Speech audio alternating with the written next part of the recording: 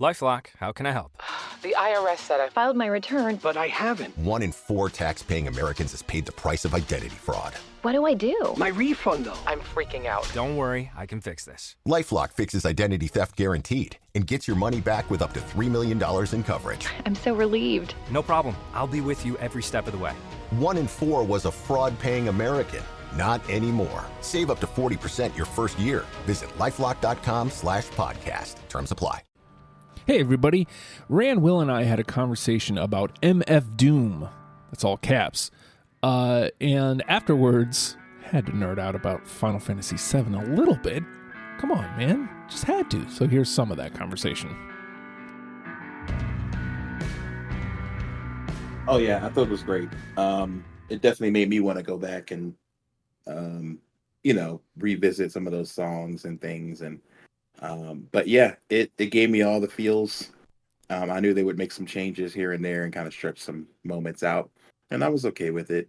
It was beautiful, man. Like, that game got me in my feelings, man. It was a lot of emotion playing through that. Just because as a fan for so long, I just really never thought this would happen, Right? And so to see this fully fleshed out the way, these developers intended in 97, was a sight to behold, man. There's times when you're in the city just looking up at the plate and you're just you see the sheer size of it, and it's just breathtaking, man. It really, yeah, it's awesome. And so what do you think? Because I'm still in Midgar. I mean, obviously, like, the first time I played it, I thought the whole game was going to be in Midgar, if I'm being honest. I didn't think I was ever going to get out of Midgar, which, whatever, man. I thought that was cool. But when you hear some of the voices for the first time, oh, you know what? you played this. You played with this on the Black Materia remake. Mako. Did that blow your mind when you heard Mako? Because I always thought it was Mako. Definitely did. There was a lot of confusion. I was just like, wait, what? Like, all this time we thought, So that's one part of it, is where, like, when you've had it in your head the way this should be pronounced, you've had it in your head the way people should sound, and now they all have voices and personalities and weird quirks and facial expressions. It's a little odd, because it's like I felt like I knew this game and I knew this world, and I'm like, what? My whole life is a lie, I start thinking, like, everything's a lie, like nothing's real. I'm like, what else are they going to say? It's going to be like, his name's Beret instead of Barrett.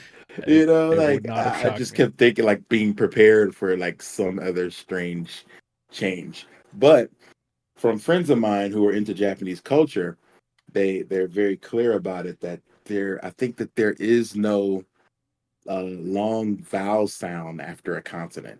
Oh.